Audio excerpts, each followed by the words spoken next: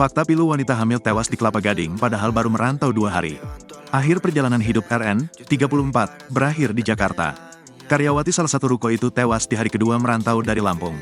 Ia mengadu nasib sebagai karyawati di sebuah ruko yang hendak dijadikan sebuah kedai atau tempat makan oleh sang bos. Naasnya, ia tak bernyawa dalam kondisi tengah mengandung buah hati.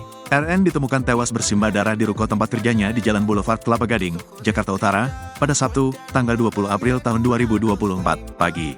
Saat merantau ke Jakarta, RN didampingi oleh sang kekasih, Agus. Di ruko tersebut, RN tinggal bersama Agus atas izin pemilik kedai lantaran keduanya mengaku sebagai suami istri. Namun, setelah kejadian kematian RN, baru terungkap bahwa RN dan Agus bukanlah suami istri. Nyatanya mereka hanya sepasang kekasih. Rupanya wanita hamil tersebut berusaha menutupi aibnya bersama selingkuhannya.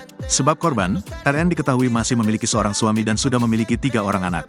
Keterangan saksi, ada motif malu atas perbuatan yang telah mereka lakukan, kata Kanit Raskrim Polsek Kelapa Gading AKP Emir Maharto Bustarosa seperti dikutip Tribun News Bogor. Menurut Emir, RN masih berstatus sebagai istri orang. Karena korban RN masih berstatus sebagai seorang istri dan mempunyai 3 orang anak, kata AKP Emir Maharto Bustarosa. RN diketahui berasal dari Lampung. Ia ke Jakarta bersama pria bernama A, awalnya mencari pekerjaan, katanya. RN dan A kemudian diterima kerja di kedai anak Mama Kelapa Gading.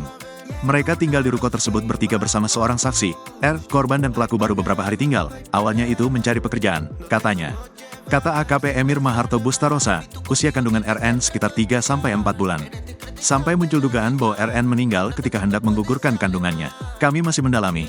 Dugaan sementara mereka ingin menutupi aib atas hubungan gelap sehingga mengambil tindakan untuk menggugurkan kandungan tersebut, katanya. Namun ketika sedang proses menggugurkan, menurut AKP Emir Maharto Bustarosa, RN dan A terlibat cekcok. Ada ketidaksesuaian antara korban dan pelaku sehingga mereka ribut dalam kamar yang menyebabkan pendarahan semakin menjadi-jadi, ungkap AKP Emir Maharto Bustarosa.